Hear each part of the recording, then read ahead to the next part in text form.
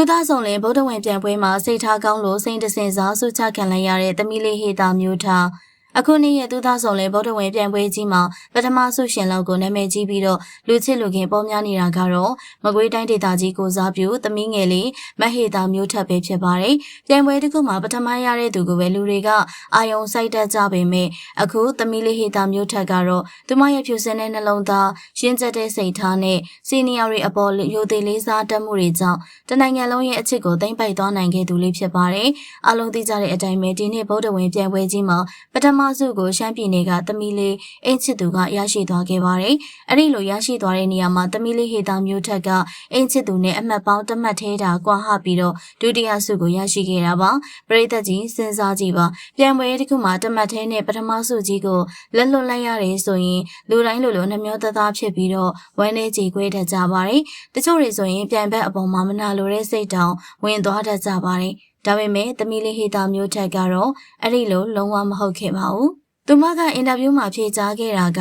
တမတ်အကွာနဲ့ဒုတိယဖြစ်သွားတဲ့အပေါ်နည်းနည်းလေးနှမျောဝမ်းနေမိပေမဲ့ပထမဆုကိုတိုက်တက်တန်နဲ့ရသွားတဲ့တငယ်ချင်းအင်းချစ်သူအတွက်အရန်ကိုဝမ်းသာဂုဏ်ယူပါတယ်။အင်းချစ်သူကသမီးထက်အမှန်တကယ်ပို့တော်ပါတယ်။သမီးဘက်မှာလိုအပ်ချက်လေးတွေရှိသွားလို့သာဒုတိယဖြစ်ခဲ့ရတာပါ။တခြားဘွဲဒူးဂုံတူတွေအများကြီးရခဲ့တဲ့အတွက်လည်းကျေနပ်ဂုဏ်ယူပါတယ်ဆိုပြီးတော့တကယ်ကိုရင်ကျက်တည်ငြိမ်စွာနဲ့ဖြေကြားသွားခဲ့ပါတယ်။ဒါကသူတစ်ပါးရဲ့အောင်မြင်မှုကိုဝမ်းမြောက်ဝမ်းသာမှုတည်တာပွားနိုင်တဲ့သူမရဲ့ရွှေလိုဖြူစင်တဲ့စိတ်ထားကောင်းကိုပြသလိုက်တာပဲဖြစ်ပါတယ်။ဒါအပြင်သမီးလေးကသူမရရှိခဲ့တဲ့အောင်မြင်မှုတွေကသူမတယောက်တည်းစူးစမ်းမှုကြောင့်မဟုတ်ဘဲသူမကိုအနီးကပ်တွင်တင်ဆုံးမပေးခဲ့ကြတဲ့ဆရာသမားတွေကျေးဇူးရှင်မိဘတွေနဲ့စီနီယာအကိုအမတွေရဲ့လမ်းညွှန်မှုတွေကြောင့်သာဖြစ်တယ်ဆိုပြီးတော့စီနီယာတွေနဲ့ဆရာသမားတွေအပေါ်မှာအလွန်ကိုရိုသေလေးစားတတ်တဲ့ဂါရဝတရားကိုလည်းမြင်တွေ့ခဲ့ရပါတယ်။အောင်မြင်မှုတရဖူဆောင်နေချိန်မှာတောင်မှမာနမတက်ဘဲဆရာသမားတွေကိုဥထိတ်ထားတတ်တဲ့သမီးလေးရဲ့အပြုအမူကတကယ်ကိုလေးစားစရာပါ။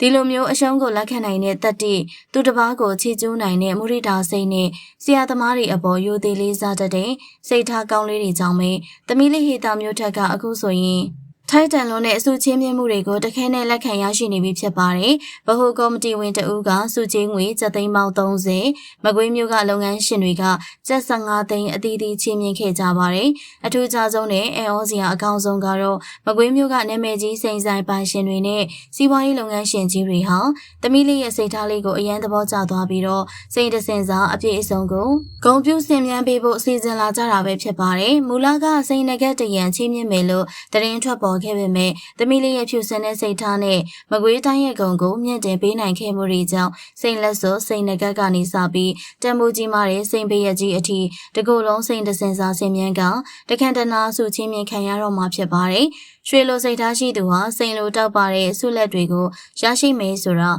သမီးလေးဟေတာမျိုးထက်ကသက်သေပြလိုက်တာပါ။သူမကဒီပြိုင်ပွဲကြီးကနေဗုဒ္ဓဝန်သားဝိတာရတာနဲ့ဗုဒ္ဓဝန်သားသူကုမာရီဆိုတဲ့မြင့်မြတ်လာတဲ့ဘွဲဒူးဂုံတူတွေကိုလည်းမကွေးတိုင်းအတွက်တည်ဆောင်လာပေးနိုင်ခဲ့ပါတယ်။တကယ်တော့ပထမဆုဒုတိယဆုဆိုတာထက်လောကမှာအရေးကြီးဆုံးကစိတ်ထားဖြူစင်မှုနဲ့ရိုသေကိုင်းဆိုင်တတ်တဲ့ဂါရဝတရားပဲဖြစ်ပါတယ်။ကဲပရိသတ်ကြီးတို့ကရောပထမဆုမရခဲ့ပေမဲ့စိတ်ထားကောင်းလွန်းလို့ဆရာသမားစီနီယာတွေအပေါ်ရိုသေလေးစားတတ်လွန်းလို့အခုလိုတန်ဖိုးကြီးမားတဲ့စိန်လက်စွပ်စိန်ပရက်အစရှိတဲ့စိန်တစင်စာစုချင်းမြင့်ခံလိုက်ရတဲ့သမီးလေးဟေတာမျိုးထက်ရဲ့အကြောင်းကိုဘယ်လိုမြင်ကြပါသလဲရှင်။ကြည့်ရှုပေးရတဲ့အတွက်အားလုံးကိုကျေးဇူးတင်ပါတယ်ရှင်။